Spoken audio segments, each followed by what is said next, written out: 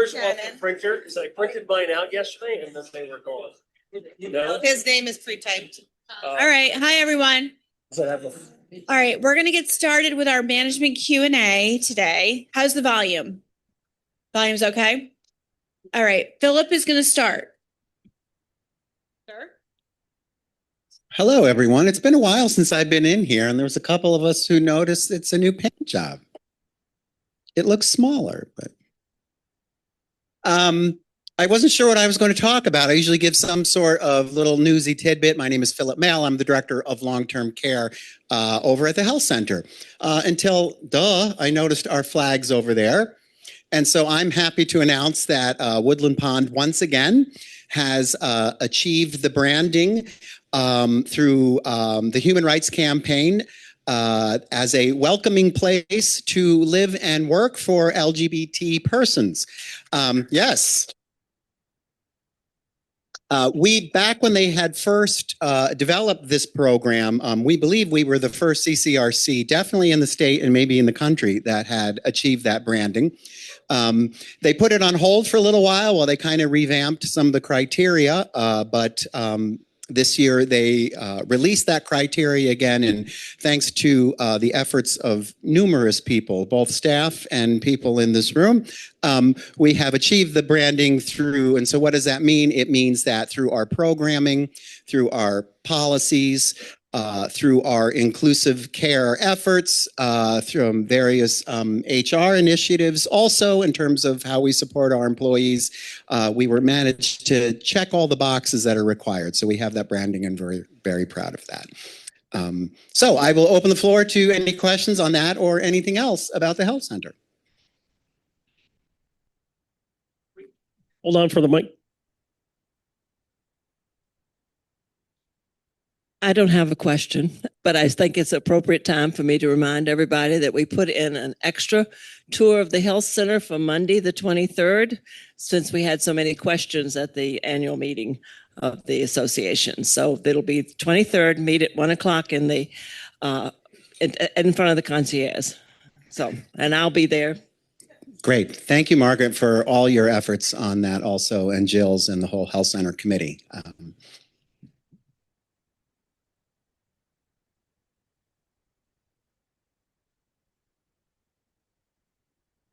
Philip, I want to ask you if you've stopped getting accolades for being the guest star of our show. I've had to fight off the paparazzi ever since. But yeah, that was a lot of fun. I don't know if any of you in this room saw that show, but it was a lot of fun, and I highly recommend all the theater endeavors that are brought to your attention to go see them. They're fun. Okay. Hello, everybody. Phil Cavallo, Director of Dining. I don't have much for today, so that'll open up the floor for lots of questions. The next thing we have on the books is the July 4th barbecue. We are just finalizing the menu, so we'll have that out on Connected Living as soon as we do. Is it up? Okay, fantastic. I want to talk about a couple of things that we have done this month. I hope everybody was able to partake and enjoy the Pride Month happy hour. And the kickoff to summer barbecue seemed like it was a great success. So if y'all were able to enjoy those things, thank you very much. And then one thing that's going to make Joe very, very happy, we have full approval from not only Woodland Pond, but also from our purveyors to go full force on all organic Dirty Dozen. So if you're familiar with or not familiar with the Dirty Dozen is essentially the 12 most consumed pieces of produce in America, so to speak. And it does change quarterly, monthly, depending on, seasonality and whatnot. But we're going to push to get everything from the Dirty Dozen list as fully organic into this facility. So.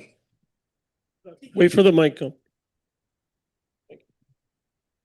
I don't know that expression. Could you, is it vegetables or all sorts of things? Fruits and vegetables.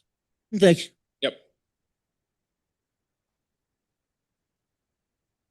12 most contaminated with pesticides.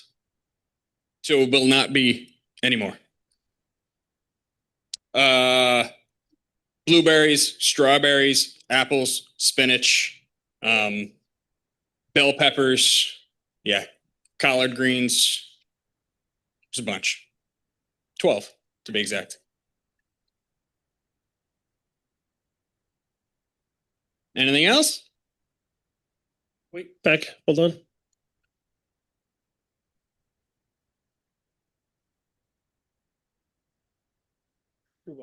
Has the new schedule for dining influenced or had an effect on the Meet Your Neighbor program? Yes. The new reservation policy, 15-minute policies, has actually made it so the Meet Your Neighbors are going to be very, very few and far between. It's not just the reservations that had anything to do with that, but the participation that we were getting for the Meet Your Neighbors was dwindling. And so we were actually asked if we could reduce the number of Meet Your Neighbor dinners. We will still have some, none are just calendared as of right now. The July 4th menu, to me, July 4th barbecue is hot dogs, hamburgers, potato salad, corn, beans. But what you have is, in my eyes, is strange, everything. Let me look into it. I didn't even think it was finalized, so what do I know? Did you have a question? Maybe. We've gone to every 15-minute reservation system now. I'd like to know two things. How is it working from the kitchen point of view? What's your sense from the residents? And it seems now that if you're not there within 5 minutes, they clear away the other places of the person who has not shown up. At one point, they were calling to see if that person was coming. There seems to be a shift. I'd like to hear about that. Yep. So part one of that, from an operational standpoint, it flows much more flawlessly. Food comes out of the kitchen faster, comes out of the kitchen hotter. The front of the house staff is much less bogged down and able to provide better service. That's what we see from behind the scenes and what I've heard from the residents themselves. In terms of being late for reservations and being pushed, so we're trying to help the flow for everyone, not just for the kitchen or for the employees. It's really for the residents. So if you're having a hard time getting to your reservation on time, we will put you in the very next time slot. So if you have a 5:15 and you show up at 5:20 or 5:25, we're going to put you into a table at 5:30. So if you're 5 minutes late, we will ask that you wait for another 10 minutes so that we can get you seated. It's also not really on our team to call your guests that you're dining with to see where you are if you're going to join them, right? So it's like we're trying to take a little bit of ownership away from making sure everybody comes down for the reservations and put it more on the residents themselves.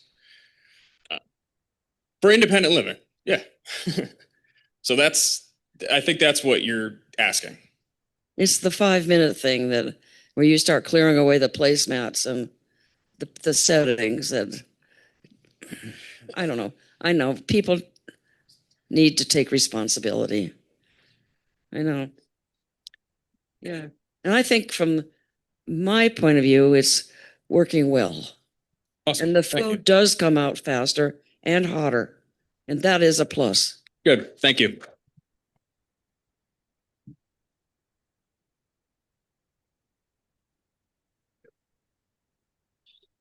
Since it's June Pride Month, I just want to thank the management, particularly Michelle, you, Phil, Sarah, Jason, everybody really.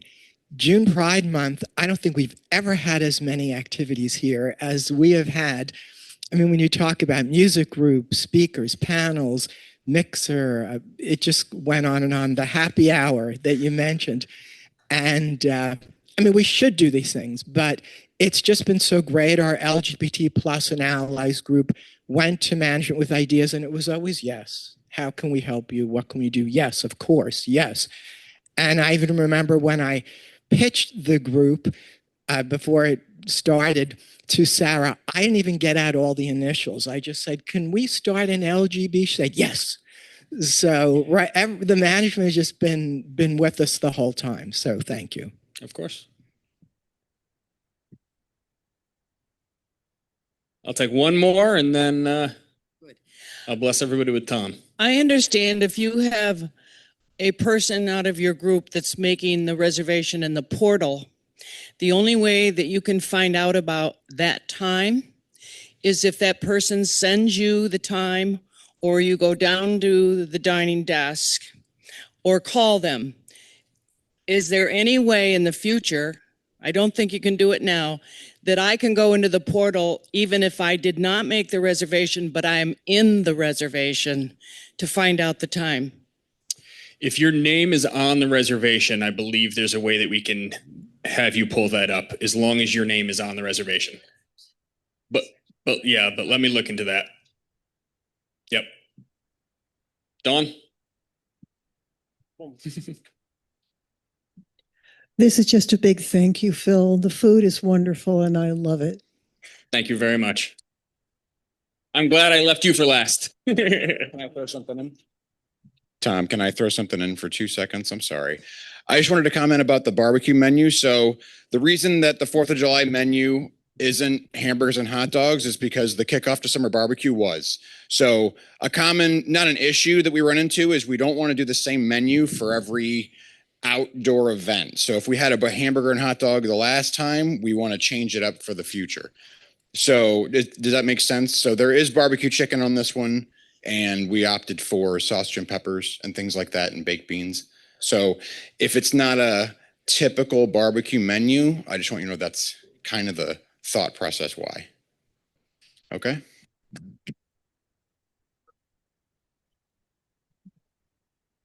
Thank you. I'll assume those applause are from me. I'm Tom Tango, Director of Plant Operations. I don't have a whole lot to chat about. I just want to say one thing. Starting tomorrow, we're going to be doing a good number of concrete repairs around the community. Some in the road, some in the walkways. It'll go on next couple of days and probably throughout all next week. So, if we're taking apart some walkway you're trying to walk over, sorry. If we make too much noise, just bear with us. But it'll all be squared away, pretty quickly. Other than that, say any questions?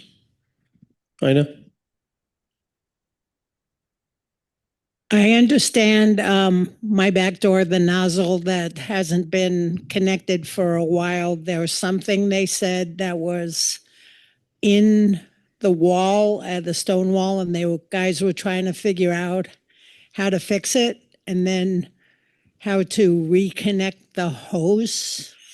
I don't know anything about it. I don't know about that topic. I'll ask Eric. I just don't know anything about it. Also, I tell you, we're getting, we do the open office thing. I think, Lindsay, that's every second and fourth week now. And that has been great. We have been getting like anywhere from 6 to 8 people each week. And a lot of the items that people are bringing us are things that are not really work orders, but they're things that people wanted to come ask about. And sometimes they turn into work orders. Sometimes they turn into more project type things. But it's been great, and we're going to keep right on doing it. And I encourage anybody to come to our open. And it's like Eric and I are sitting there, both of us. So it's things like I don't have to say like, well, I don't know. Eric knows. Or if you ask Eric something, he might say, well, I don't know. Tom knows. So then we're both sitting right there, and we can get, a lot of these answers we get you. So again, for those of you who have come by, thank you, and keep on coming. It's the second and fourth Wednesdays of every month at 10 o'clock in the game room. So we noticed that a light fixture was knocked over and just a bollard. What's the status on that? I do not know. Out by the. Yeah, no, I know something was, but I don't know. That's a question I'm gonna have to ask Eric. You know, I know it was knocked over, and I know they know about it, and I know they're doing something with it. Right, but I just don't know. Tom, can you comment on the sirens on Sunday that went on for about, okay. This is every time there's an alarm. Whenever there's any activation of the fire system, it is New York State Fire Code. We are not allowed to silence it at all. The only people who can silence the fire alarm is the fire department. On Sunday, when they came, the fire department didn't silence it right away because they were looking into exactly what the issue was. Because I was when I heard the alarm, I got in the car and I started coming here. While I was on the way here, I was talking to the fire chief who was here already, and as I'm talking to him, I heard the alarms ringing, and I said, "Can you silence them?" And he goes, "Not yet, because we haven't settled what it is yet." And then once they did settle what it is, then they silenced it. But we're very aware how annoying that is. We're very aware because it's not just annoying to you, annoying to everybody. But we just can't do it.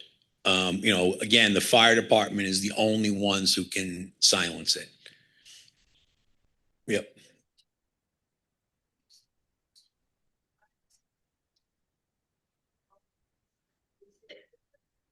No, there's no different alarm. It could be in different parts of the building. It might sound different, but with no different equipment or no different anything with the system. No. I have a two-step process when that happens. Take out my hearing aids. Still not enough. That's a good one. Put in soft earplugs. Right. Unfortunately, we really wish we had a better answer. The fire department understands it, but the same law that tells us that we can't do it tells them they can't do it until they know exactly what it is. Because there's been times where they come here and the fire panel might say, "Oh, it's a fire in so-and-so area." And they get there and maybe there is, but maybe there's also a fire in there's another activation. So they can't settle, they can't quiet it until they know exactly what it is.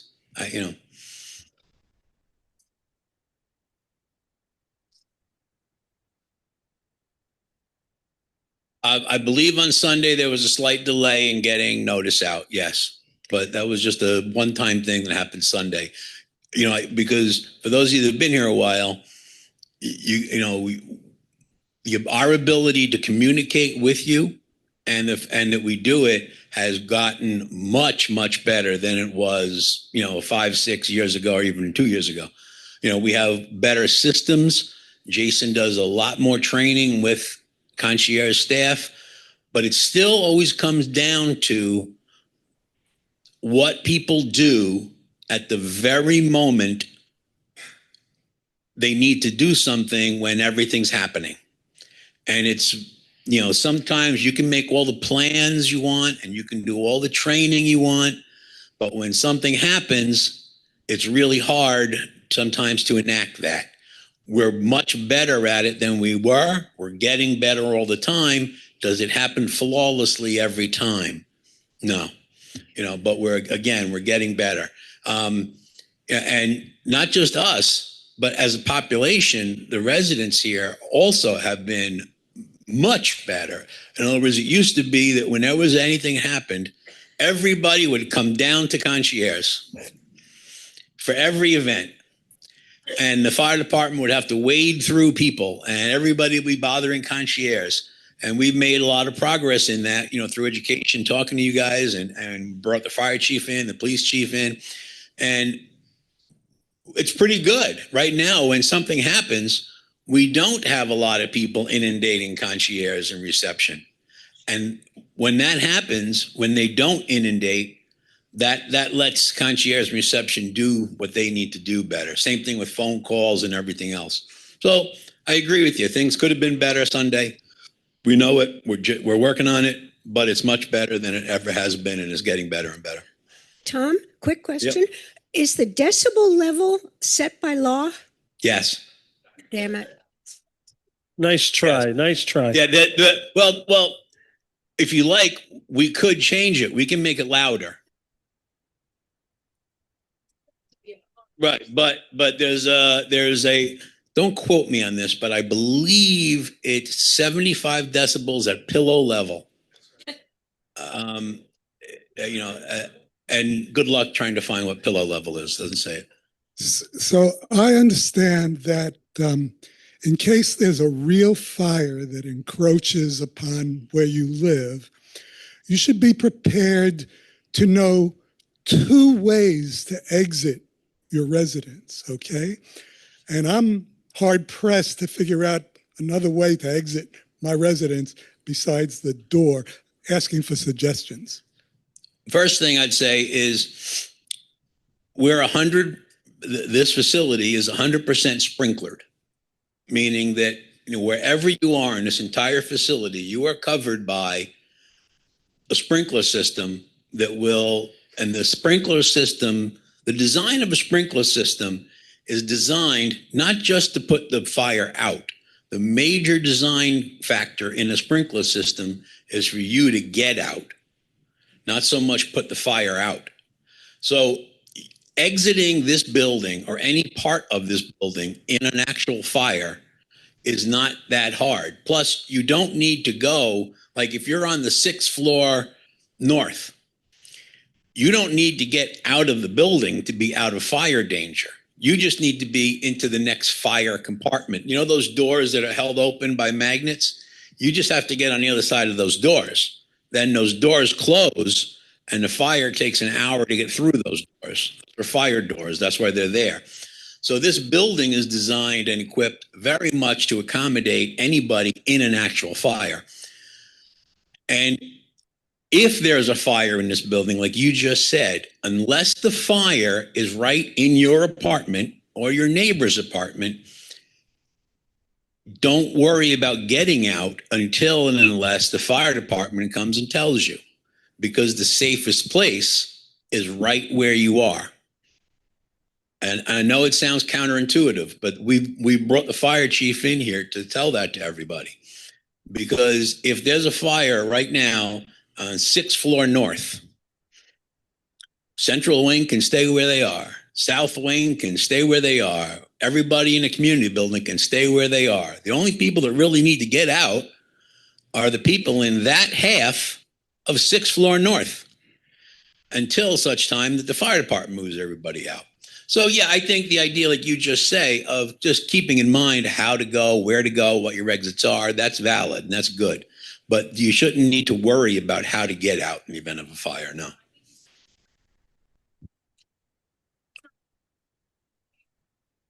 No, because in your apartments, unless you're on the ground floor, you don't have 2 ways out. Right. The fire, if you have to get out of the back of your apartment, the fire department can get you out, and they will. But again, the design of this building is such that you will always be able to get out in the sprinklered corridor.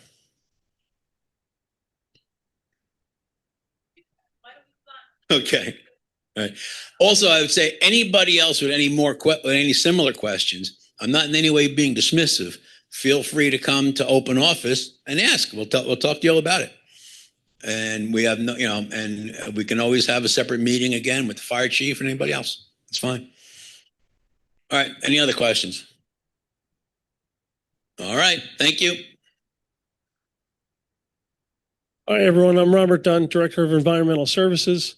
A couple things for me today. Thank you. I wanted to talk about pest control, pet control, and the temperatures. All right. So pest control this year, it's been a little heavier than we've had in the past, I think, due to the rain volume that we've had now that we all live in Seattle here. I think, you know, we've been kind of inundated with ants and all that other stuff. So just let us know when you're having those issues right away.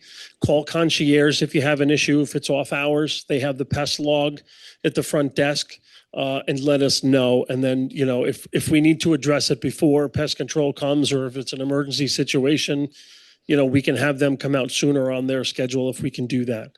All right. So just be mindful. Also, too, this time of year tends to be fruit fly.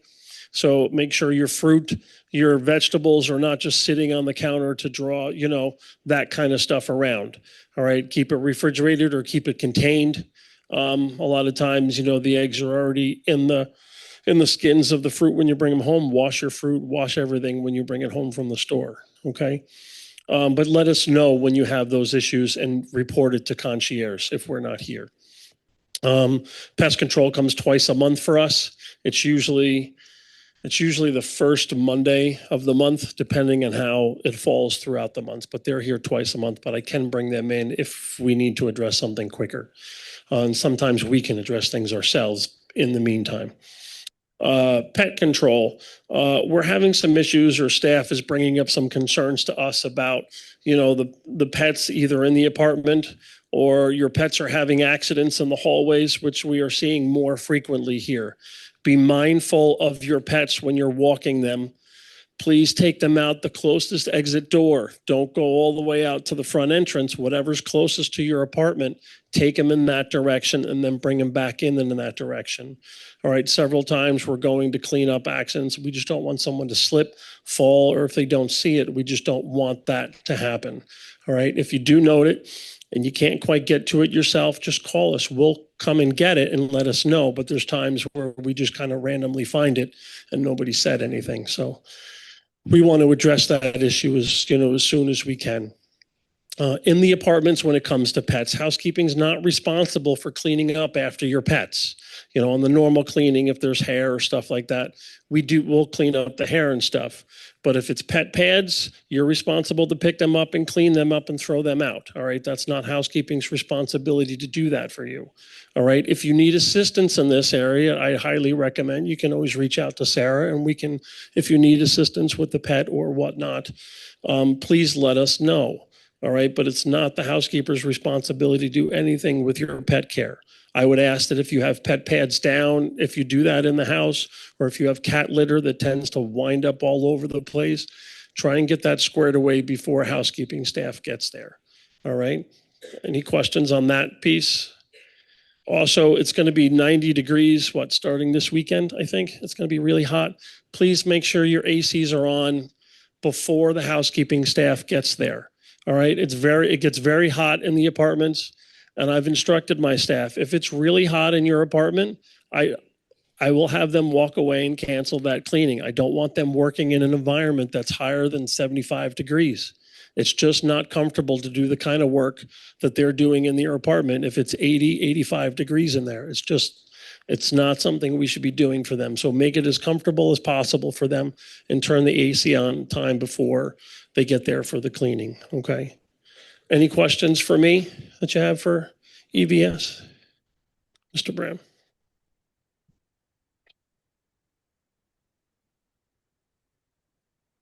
Rob, when is the paper shredding schedule? I think we set that up next week. So we will have some wayward signs. That was one of the things you guys requested last year when we did it. So I asked that when you're doing the shredding or bringing it to us, we'll have the wayward signs. You're going to take the library elevator down to the basement. I know it's kind of scary down there. That's why Tom and I are there. So you'll follow the signs all the way down to Central Supply, and we'll put the wayward sign so you guys can kind of follow it there. If you need assistance or you can't bring it down, I know there's a small charge, but we can pick it up from your apartment or whatnot. But yeah, there's no charge for the shredding next week, so bring it next week. All right. If you have any questions, just call the office and we'll square whatever it is away. But we will not have any of you using the shredder. You drop it off to Bernadette and she handles it all. Okay. And then it's all shredded that day. All right. So try and bring, I think we gave the hours till 2 o'clock. I think it's 9 to 2, I believe, somewhere in those hours. So we want to just make sure that we can get everything shredded before we go for the day. Okay. Anything else? No? Okay. Bridget. Thank you. Hi, everybody. I'm Bridget Blum, Director of Human Resources, and I just wanted to let you know that next Friday, we are going to be having our blood drive here in the PAC. So if you are interested in scheduling an appointment, you can either do that directly online with the American Red Cross, or you could stop into my office and I will put you on the schedule. We've been doing really great with our numbers. They are thrilled that we have these regularly scheduled blood drives each year, and we've hit our quota every time. So thank you to everyone who has signed up in the past and for other blood drives. And if you would like to, for next Friday, the hours are from 10 to 3 p.m. Okay. The other announcement I want to make is that we are underway planning our Senior Living Week celebration, which for those of you who may remember, that is our annual staff recognition event. Here at Woodland Pond, we don't celebrate each of the individual ancillary department celebration weeks, like Nursing Week or Environmental Service Week. Each discipline typically has their own week in a calendar year where those staff are recognized or could be recognized by their employer. We have gone in a different direction, and we do what's called Senior Living Week, where we recognize all of the employees at one time together during the same week. So that is going to be the third week of July, I believe. And so those official dates are going to be going out. Lots of staff activities are scheduled for that week. We always have a nice luncheon, gifts for the employees. There's raffles. The reason I'm bringing it up here is because last year we had some raffle baskets available, as well as the bake sale. And again, the residents wanted to participate with that, wanted to be able to make donations to the raffle and get a chance to win a basket. And that is going to be welcomed again this year. So those baskets and things are available. The raffle is available all week. We had a lot of people stop by the table and say, "Oh, I wish I knew you were here. I would have, brought something with me to be able to buy some tickets." So we'll do a little reminder this year when that week comes through maybe Connected Living. We'll put it on the schedule somehow, and the Chanticleer exactly. So word will be going out about that. Okay. Any questions? Perfect. Terrell does not have any updates, so I am not skipping him, but I am going to just go on to Shannon. Thanks. Hi, everyone. I'm Shannon Scatoro, the Director of Marketing. Not too much has changed on my end. We are still full with a full house here. We are going to, by next week, have our 5th closing for June, which would be 11 year to date. We've had, 20 people move in so far this year. That's a total of 14 units that they moved into, so a mix of singles and couples. And we have 4 more that'll be joining. They're waiting for their renovations to be completed, and they'll be moving in as well. So we're doing great still and keeping a full house. That's all I have. Anyone have questions for me? All right. Thank you. Here's Sarah. Hi, everyone. Good afternoon. I'm Sarah Leonard, Resident Services Director, and I work closely with Liz Elliott, the wellness nurse, and Gretchen, the activities coordinator. And starting at some point in August, we'll also be welcoming Annika Epley, who is a licensed clinical social worker, and she'll be joining us on a part-time basis to provide social work type services to all the independent living residents. And she's going to have a special focus on transitions. So when people move in here, oftentimes that's certainly a big transition in life, and people are looking for and wanting and needing additional support. So she'll be available to help people with that transition. She'll also be available when people transition into assisted living or other higher levels of care here at Woodland Pond. So she'll be assisting with that too, and a whole number of other areas of support. So I'm really excited about her joining us. She's got a really terrific background, great personality, and I think that all of you will really find this addition valuable and really enjoy her personality as well. So that's the main update on my end. Any questions for me? Yep, Carrie Kohler is the activities coordinator who will be, once Gretchen retires, probably in sometime in October, then Carrie will take that role. So we're doing a nice gradual transition process, which is working very well so that Carrie can meet and get to know all of you individually and also start to gradually learn the ropes of the activity coordinator role. Michelle? And just a reminder that as part of succession planning and us sort of looking at how do things make the most sense, Sarah will be maintaining the aspects of resident services that relate to health and wellness. Jason is going to be taking over Res Life. So his new title is Director of Resident Life or Res Life. So activities will be reporting, as Matt currently does, activities will also be reporting through Jason. So we're kind of just working through letting Gretchen gradually go when she's ready, but then gearing up for the next phase.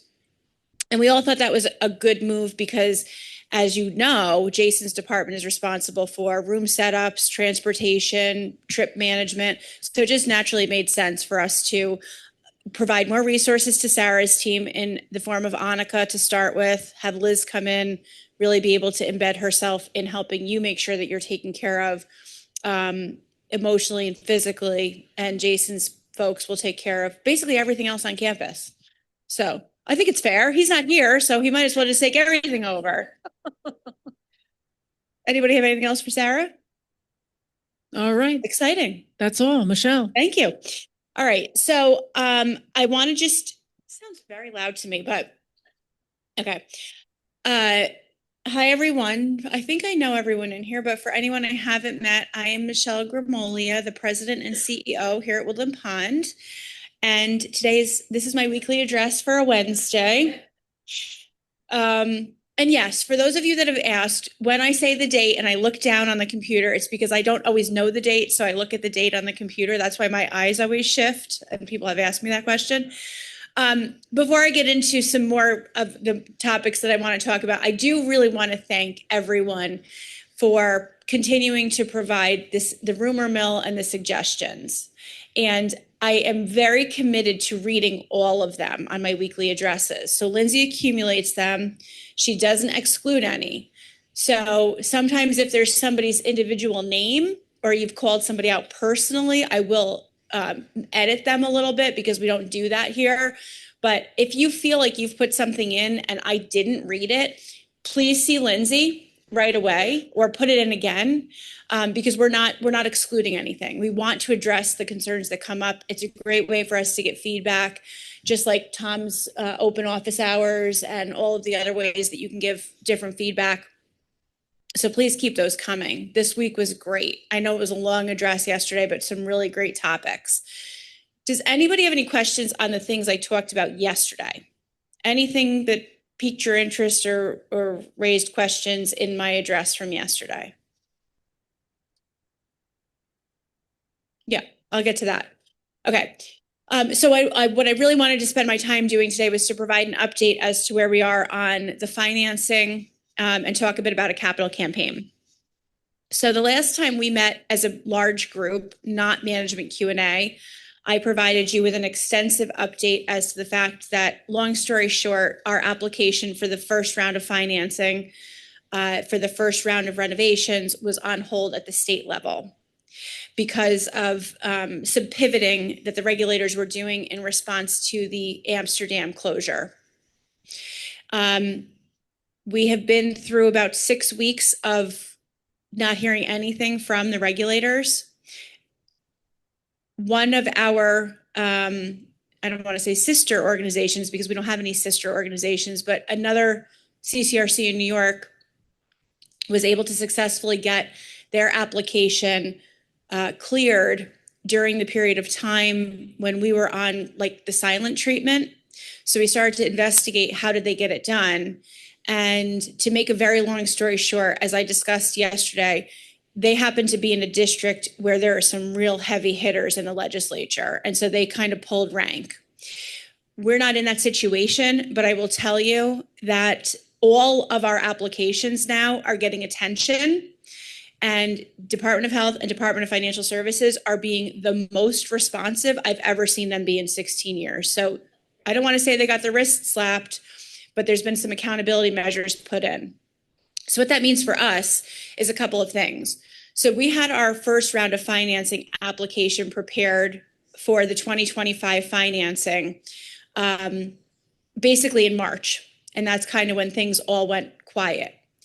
In order to bring this to market and have the bondholders purchase the bonds, we have to do updating procedures because they don't like stale financial information.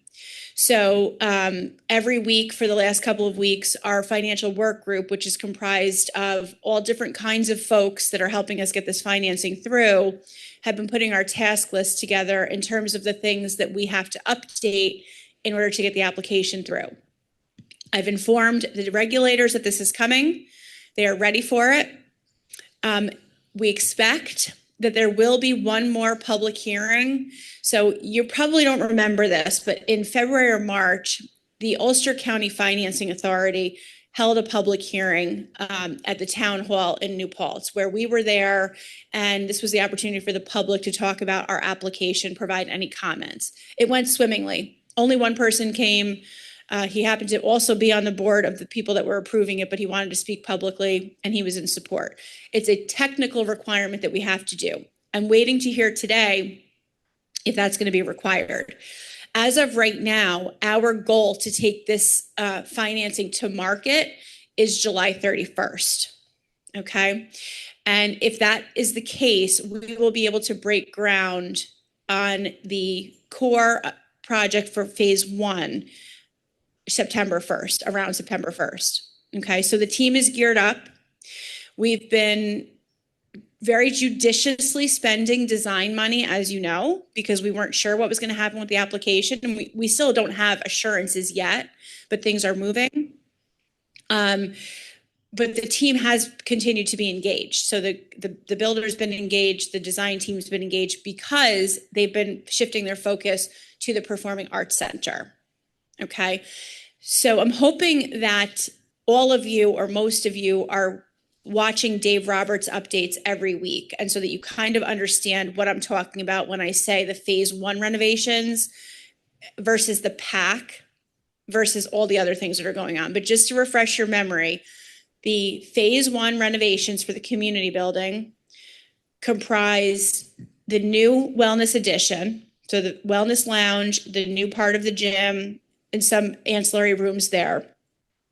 The renovation of the moving and renovating the salon and adding the massage, renovating the main kitchen, the bar, the pub, fast casual, and adding fast casual dining, and probably some other ancillary things that I'm not thinking about right now, but that was the bulk of the phase 1 renovation. So that's when we're talking about breaking ground. That's what we're talking about moving forward with the financing. The building of the new Performing Arts Center is currently contemplated in the 2028 financing. And we've talked about this extensively, that this is when the project can afford that project, or Woodland Pond can afford that project based on the financials and the type of market that we have to bring this to. But there's been a lot of momentum, and we do know that the Performing Arts Center can be done on a standalone or freestanding basis, and we know that you're very excited about that. So we have an opportunity to find alternative funding sources for the PAC, and we are now ready to start talking about that actively. In order to get to this point, we needed to do our due diligence on the design of the Performing Arts Center. And that included the architectural design, as well as all of the elements that are going to be included in the new Performing Arts Center to elevate your experience when enjoying any of the programming that we're putting on. So a lot of the deficiencies that exist in this room, primarily related to viewing capability, listening, hearing, lighting, sound, microphones, storage, and the purpose of the room, all of those things had to be taken into account in the design, and they have been. We've brought in specialty engineers on the low voltage wiring. On the acoustics, we brought in a special acoustical engineering firm. that did a wide scale acoustical review. If you look around this room, there's not a single acoustical panel in this room, with the exception of the acoustical ceiling tiles. And any acoustical engineer would tell you that that's not how you do proper sound. So it's taken us time to get to this point. The penultimate thing that we needed to do, which happened last week, was to have the interior design firm come and present to Woodland Pond and to certain members of the, I guess, interior design focus group. Dave's not here, but there were a bunch of residents that came. I'm not exactly sure how they were selected. There's so many different groups, and Dave is so good at handling that stuff. I don't have to be in the minutia, but the interior designers presented to us the proposed finishes, which means carpet, wall covering. There's going to be, a lot of custom millwork. This is a very customized space with a proscenium. And for those that don't know what that is, it's basically a raised stage that has a backstage. This will have a green room, a restroom behind the stage, storage, a lift, as well as stairs to get folks up onto the stage. It's a remarkable space, fully customized. And there's a significant amount of woodwork that's going to be done to surround the proscenium. There is a clear story above the Performing Arts Center, which is basically the room kind of comes like this and then goes up. And that's all open windows. There are windows in the room that will have blackout capability. So we can make it pitch black, or we can have natural light in there. So we worked through the finishes last week. We made our selections. And then the very, very final thing that has to be done is to select the seating elements. So that will happen in the next couple of weeks. So at this point, we have a good idea of the cost of the Performing Arts Center. And we would like to see it happen. A lot of people I know would like to see it happen. What we would like to do is a couple of things. We want to queue up for all of you what the capital campaign means. This is a campaign whereby Woodland Pond will be putting out literature and having individual and group conversations about donating this will go to residents, this will go to board members, staff, and loved ones of residents that have left Woodland Pond. In particular, those loved ones that are still very heavily involved with Woodland Pond. We have a couple of family members that come every year, multiple times per year, and do performances here that had family members that lived here. The Starlight Trio, the Flute Ensemble, Benjamin Weil, and that's just to name a few. So there are a lot of people that have a great fondness for the programming that has happened in this Performing Arts Center, even if it's not just the folks that are currently living here now. And that is the breadth of where this outreach will go to. We understand that when you're asking folks to consider making a donation to a capital campaign like this, some will say, absolutely not, I'm not interested.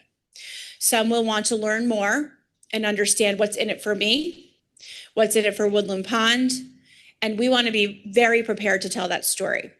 So part of why this is taking a little bit longer is to be able to answer that question. What's in it for me? What's in it for Woodland Pond? And we also know that there are some people that will be interested but want to learn more. And there are some people that will say, I'm ready to make a donation now. So there's a wide variety of things. The most important thing for everyone to understand and hear from me right now is that if you decide to participate or not, your participation or not will be held confidentially unless you choose for it not to be confidential. So in other words, if we reach out to you and you say, I'm not giving, no one's going to know that except me. If you say, yes, I want to give, but I want my name to remain anonymous, it will remain anonymous. We are also going to have an opportunity for a recognition. And I'm sure you're all familiar with these kinds of things. You've probably seen a platinum, a gold, a silver, these kinds of things. That's not exactly what we're going to do. We're still working through that. But if you want recognition, you will have the opportunity for that. It is a judgment-free zone. We completely understand that this will not be for everyone. but we also understand that this speaks volumes to some of you.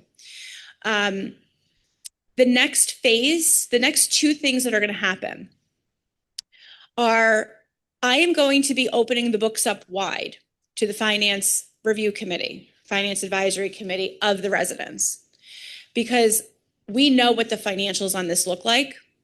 We know how much less costly this project is if we do it today versus in 2028, because costs of construction rise between 3 and 7% annually. So without changing the scope of the project, the cost of this project today grows exponentially by 2028. We also know that the cost to borrow for this project costs this community exponentially to repay. And the amount of interest related to the project cost is something that will probably be very surprising to you, not just this project, but the numbers are the numbers. So without a doubt, getting the project done now, first of all, brings the most incredible performing arts center to you to do all of our programming, which is the most exciting part. But it also has significant financial benefits to the community. So in order to get the support for that story, that part of the story, because I think that's the one that most will have the questions about, we are going to be opening up the books to the Finance Review Committee. We're going to be giving them the costs. We're going to be letting them know, here's the you run it however you want, but what do you come back with? We know what we come back with if we do it now versus in 2028. Give them the amortization models for the debt, let them run that out so that they will be able to sit there and say, yes, we've seen this. Yes, we've looked at it. We don't have questions about the financing. This story is correct, because we want you to understand that there is that significant benefit to the community. While that is going on, the silent phase of a capital campaign will begin. And what that means is that this is not a wide scale plea for folks to provide money to Woodland Pond. That will come down the road, because the amount of money that we need to do during the public phase is all predicated based on what we're able to secure during the silent phase. And the silent phase happens with one-on-one conversations with those individuals, whether they're family members, board members, or residents that have expressed an interest in giving. Those people we know are interested now. Those are the people that we want to speak with first, because what we ultimately will have is what's called a pyramid of giving. I call it a pyramid of giving, but basically, in order to do a structured capital campaign, you need to kind of have a sense of how many people do you need to give at $1,000 level or a $10,000 level. And as you can imagine, the smaller the dollar amount, the wider the bottom of the pyramid, and then you have something kind of at the top. And for those that have done capital campaigns successfully, during your silent phase, you're taking as many of those little sections of your pyramid of giving and filling them in, so that by the time you come to the public phase, you can tell a story that says, of the total amount, we've already got 30% secured. Here's how it kind of all broke out. And then you can kind of go on your way. But you need to have that silent phase first so that we can kind of know where that's going to go. So for those that have come to me and are interested in learning more, I will be reaching out to you. If you've changed your mind about wanting to have a further discussion, we understand that, and it's not going to be a pressure campaign. It is very important for everyone to understand, though, that, and we have talked about this is not a pledge campaign. This is a cash or check or whatever campaign, because in order for this to proceed, we have to have the pot of money secured to start construction. So it's not something that you can pledge your refund to or do as part of your legacy estate planning. So if you're prepared to entertain the idea of giving a gift, it is with the understanding that you would be writing a check. Okay? I want to be very clear about that. I want to be very open about what to expect related to this. We also kind of have to think about how to frame this. And there's two components to this that we're still kind of working through, and I certainly would take recommendations, thoughts, not here necessarily, but come see me, send me an email. There's two things that capital campaigns really have to be successful. One is a story about why this was the right time. And one of the things that has come up very frequently from board members that have done this, from other partners, is to say, this is a legacy gift from the Woodland Pond class of 2025, meaning all of you. So this is a gift that you've given to the community in the people that are here in 2025. It would be a legacy. That's one of the things that's been suggested. The other component to this is naming rights. People have asked about naming rights. That is very common when you're doing a capital campaign. And Sally Cross, who is on our board, she retired as the president of Community Foundations of the Hudson Valley, and their sole purpose is to help organizations, not-for-profits, raise funds. Capital campaigns are in her wheelhouse. The general rule of thumb to have your name on the front of the pack or any room is 50% of the ask plus $1. That's not a hard and fast rule, though. But I do want to bring that up because some have asked, what is it going to cost me to get my name on the front of this building? It's not $1,000. We'd have a lot of names on that, be all over the place. We'd have to have like one of those electronic billboards that would change the name. Yeah. So I want to just be truthful about that. We have not landed on the 50% plus $1. But we are talking about that. So if you have any experience, again, with capital campaigns or any thoughts on this, I kind of feel like it's somewhere between 30% and 50% plus $1 is probably a little bit more realistic, but that may not be the standard. And so I'm not making any commitment on that right now. So the board meeting to finalize and truly make this official, although the conversations have been going on, since the fall, including many this week and last, we're having our final, put the bow on this next week on the 25th. And at that point will be when we will start to really seriously announce, what does this look like? What's the cost? What are we looking at in terms of gifts? And it will not be an ask at that point, but we will really in earnest beginning that silent campaign. One of the questions that has come up a lot is, are there tax benefits available to do this? And the answer is yes. There's some confusion about why certain things given to Woodland Pond can be tax benefit eligible and other things can't. And the thing that comes up a lot is, why isn't my Rove donation able to be used for a tax benefit? That's because the Rove gift goes directly to the employee. It does not come to Woodland Pond. Well, it comes through your bill, but it's not to benefit Woodland Pond. It's to benefit the employee. So you can only pursue taxable benefits if you're actually providing some benefit to a not-for-profit organization, charitable organization. So what's going to happen, and what's already in process, is the board will discuss this and make their final, comments and things next week. I suspect that we will finalize the naming rights decision and how we're going to put this together at the board meeting next week. And then it will be announced. We are working right now on what's called collateral material, which is in this case going to be a booklet that is going to fully explain the capital campaign, the timing, the costs, the benefits of the PAC, the team that put this together, some of the history on it. And this is sort of a one-stop shop about the capital campaign. We will begin the silent part of the campaign. And then sometime in the following weeks is when we will say, now is the time to decide if this is something that's of interest to you. So that's kind of where we are. And of course, in the meantime, I will be sending the numbers over to the Finance Review Committee to use their calculators and make sure that what we're saying in terms of the cost benefits are real.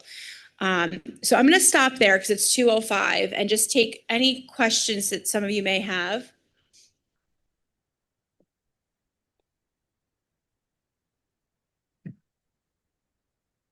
I have a general question. I'm a little confused. When you said September 1, you're hoping that's for the original community. So it's possible that there could be two separate constructions going on at the same time. Okay. Yeah. So ideally, we also would love to get the capital campaign done and also ground break for the PAC by September 1st. The new PAC is completely an add-on. So if we were only doing the PAC, the interruptions that you would feel would be aesthetic. But what about dining room and the original phase 1? Yep. So that's slated to start in September, assuming we get the approvals. And I know that Dave actually started a task force or a focus group for logistics or something that he's calling it. And I know some of you have participated in that. Once we get a construction plan and a schedule in place, that group is going to be instrumental in making sure that you're a conduit to us in terms of concerns with residents about logistics. You've heard us say, the reason we brought the team together that we did is because this team, which is from all across the country, does just senior living. So these guys are the experts in bringing these projects to life in communities that are open and operating, with the understanding that as little disruption for you and no interruption of your amenities and offerings is our goal. But we still want to hear from you during the process, not just from them. And so Dave has this logistics focus group that he's going to be working with very closely. And of course, he always has an open door. But yes, to answer your question, there's nothing that would stop us from starting the PAC and the other work at the same time. The PAC is a roughly 1-year duration in construction, and the other is about 15 months. But they go in phases. It's not all everything for 15 months. David? You mentioned there are tax implications. Are you going to explain in your materials about QCDs, qualified charitable distributions from IRAs? So we're going to talk about, so there will be a full, there will be a dedicated meeting for this, as well as information will be in the collateral material, but we're going to talk about required minimum distributions, qualified distributions, Right, those kinds right. of things. That's how I do most of my, Yes. donations. Yeah. these Thank you days. very much for bringing that up. But yes, we're intending to cover all those things. In terms of residents making a donation, are there going to be preferential treatment of donors as opposed to? No. Good. No, there will not be preferential donors. Just as, for example, I'll give you the perfect example. There are people here that know how much residents give for Rove, but the employee recipients do not. And the reason for that is because we do not want anyone to get preferential treatment, even to the Rove gifts. We keep these things highly confidential. And what I will ask of you is, you know that you have 2 residents on the Woodland Pond board. They're going to be completely apprised of all of these things. They can be your sounding board to assure you that this information is going to be kept confidential. Even the board members will not have that information. It will just be myself, probably Christy, as to who donates, and everything will be confidential. 100%. So then therefore you eliminate the risk of, unless somebody decides that they want to pay for the whole thing, they get their name up there, and then you probably have to kowtow to them. But that's up to you. When did you see would be the actual time people would have to pull out their checkbooks? Before September. But maybe not entirely, because it will be progress payments. So that's what we're kind of working through. So the first payments are going to start, but it's a 1-year construction duration. And then you also have retainage that you hold on to, through a period of time after construction. So this is one of the things that we're working through with that pyramid of giving, is how much do we need and when? so that helps us craft that silent campaign, because we know roughly how much the whole thing is going to be, but you don't pay the whole thing up front. So there's a very good possibility, because I know there's certain times of the year that it's better for your tax purposes to make payments on things. If that's something that you choose to do, you'll have a little bit of a runway, but if the work starts in September, payments will have to start flowing, at least in installments, basically by October. Michelle, can you give us an idea of the rough amount you're trying to raise this way? A ballpark figure. So I can give you the rough amount is $7 million. Less than I thought. Okay. Yeah, and that includes a 15% contingency. So there's a lot of cushion in there. And the reason that it's not solidified yet is because we don't have the final bids in on it yet, but we will be doing a guaranteed maximum price contract on that. And we've talked about that before. That's where we send the design documents out to bid.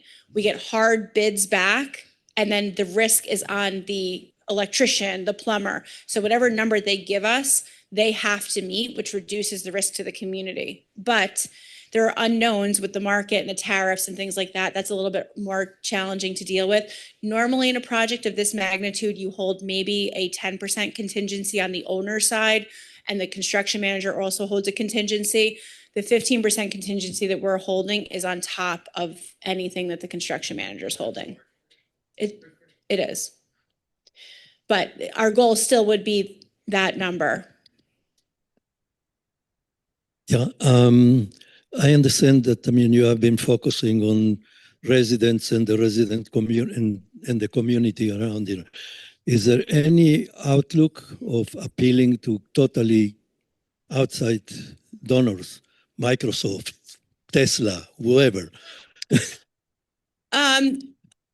So when you do when you reach out to those kinds of organizations and foundations and things like that, normally you have to do that through some kind of a broker, and your project has to really tell a story. In talking with Sally, who is by far the expert on this, she has indicated that there are very few private foundations or those large foundations that do donations like this for this project. And the challenge is because, as we've talked about, we don't check a lot of the boxes that a lot of these places like to support. We don't have people that are needing affordable housing. We're not in an area that's economically suppressed. So a lot of times those types of grants are given to projects that are really focused on doing something for the greater good.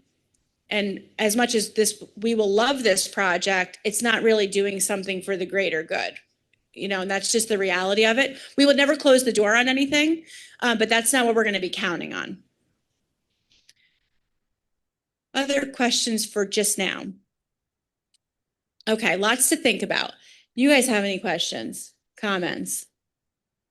All right, everybody go enjoy your day. And we'll go from, wait, Wayne's raising his hand. I said any other questions? Are you the kid that asked for homework on the last day of school? Yeah. Something irrelevant, but short.